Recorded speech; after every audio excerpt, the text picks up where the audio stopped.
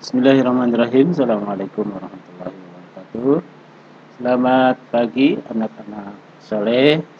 Semangat pagi, semangat terus membara setiap hari. Insyaallah untuk pekan ini kita akan sama-sama melaksanakan kegiatan proyek atau LKS dengan tema praktek imam. Untuk pekan ini tanggal 10 sampai 14 Agustus. Di minggu ini kita akan melaksanakan berbagai kegiatan yang harus terdokumentasikan atau dicatat. Pertama ada peran ayah, yang kedua ada alasan kita belajar, kemudian yang ketiga laporan praktek menjadi imam, kemudian selanjutnya mengirimkan voice note melafalkan surah dalam Al-Quran. Kemudian yang ketiga syarat-syarat menjadi imam. Baik, untuk yang pertama kita siapkan untuk menulis minimal 5 saja, insya Allah lah cukup ya. 5 hak dan 5 kewajiban seorang ayah. Apa itu hak ayah? Silahkan tuliskan. Ya, satu persatu di sini hak ayah itu apa? Hak itu apa? Itu hak itu yang didapatkan oleh seseorang, yang didapatkan oleh kita itu hak. Kalau kewajiban adalah yang harus dilakukan, yang harus disampaikan oleh seseorang. Di sini berarti kewajiban ayah itu apa? Misalnya mencari nafkah dan sebagainya ya. Kemudian selanjutnya di halaman berikutnya adalah kita melaporkan ketika kita praktek menjadi imam sholat. Ini waktu sholatnya misalnya subuh. Nah, nanti subuh kita menjadi imam tanggal 11 Agustus ya. Kita menjadi imam sholat subuh. Nah, setelah selesai sholat subuh, kita lihat dulu ke belakang ada berapa jumlah makmum laki-lakinya. Kemudian kalau ada makmum perempuan dituliskan misalnya ya. Kalau di rumah misalnya yang menjadi makmum ayahnya, kemudian kakak laki-laki atau adik laki-laki. Kemudian ada kalau makmum perempuan ibunya. Kemudian adik perempuan ataupun kakak perempuan atau saudara perempuan. Bisa bibi ataupun apa ya. Di sana keluarga yang ada di rumah. Selanjutnya di sana ditulis sholat zuhur. Sholat zuhur misalnya nanti kita sholat zuhur di masjid ataupun di rumah, kita hitung berapa jumlah makmum laki-laki, berapa jumlah makmum perempuan, dan seterusnya. Nah, ini laporan ini tidak mesti dituliskan setiap hari, satu lembar, semua waktu, misalnya satu hari itu ada 5 waktu semuanya diisi.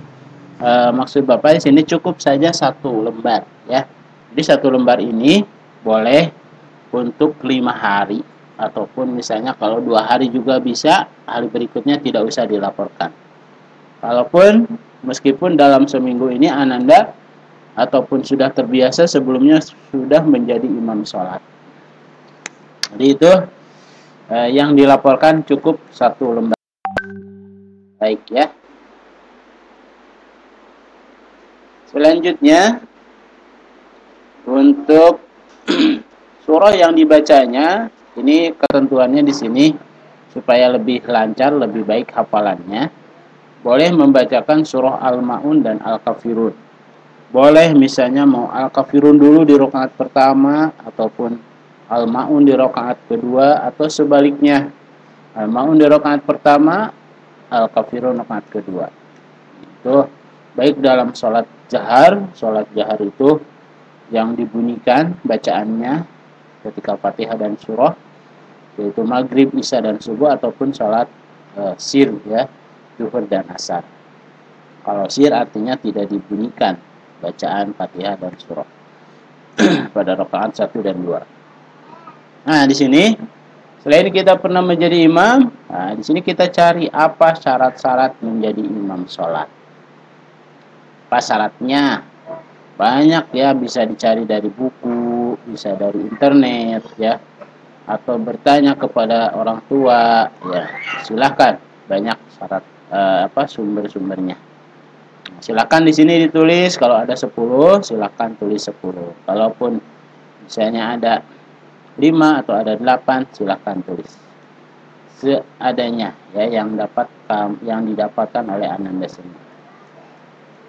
Selanjutnya yaitu Ananda menyetorkan hafalan surah Al-Kafirun dan surah Al-Ma'un melalui voice note ya. Jadi rekaman suara.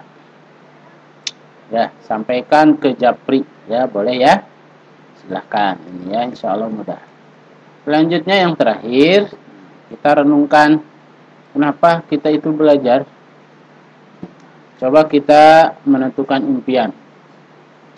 Apa yang ingin kita wujudkan, atau pekerjaan apa yang ingin kita lakukan nanti ketika kita sudah dewasa.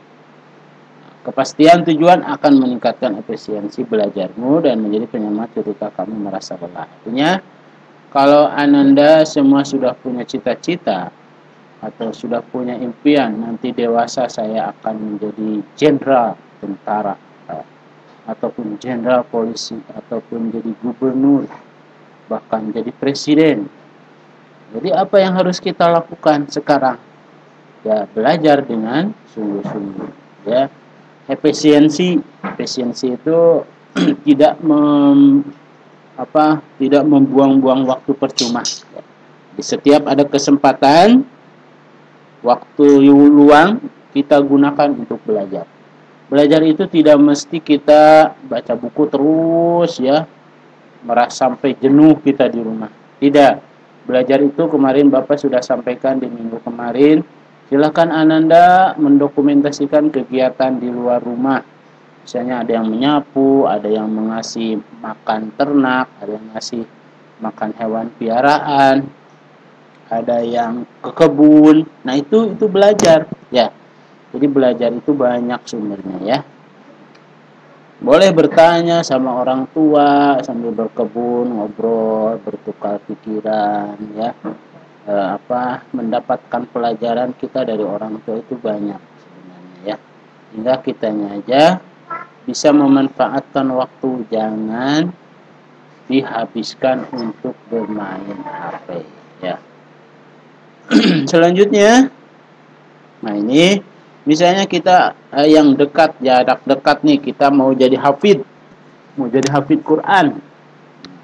Segera ya, kita ingin segera hatam satu Al-Quran itu sampai kelas 6 kita sudah hatam. Seperti kemarin ada siapa yang di kelas 5 kemarin tuh, ada Afahmi ya, kelas 5 sudah hatam.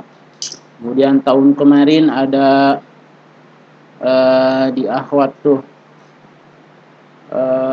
ada Tanzil misalnya, sudah hatam dah sebelum kelas 6. Kemudian sebelumnya ada Syafi'i misalnya kalau di pondok di sini ya. Nah, itu cita-cita kita juga misalnya mau seperti itu, harus benar-benar belajarnya. Jadi, manfaatkan waktu-waktu luang itu untuk belajar. Kalau menjadi hafid Quran, berarti manfaatkan untuk menghafal Al-Quran. Baik ya, itu mungkin yang bisa disampaikan di kegiatan ini. Silakan mengulang-ulang lagi videonya. Mudah-mudahan bisa dimanfaatkan. Terima kasih atas segala perhatiannya. Selamat menjalankan tugas dan aktivitas. Semoga kita dibimbing Allah SWT dan ada dalam hidayah dan pertolongannya. Amin. Jazakumullahu khairan katsira. Assalamualaikum warahmatullahi wabarakatuh.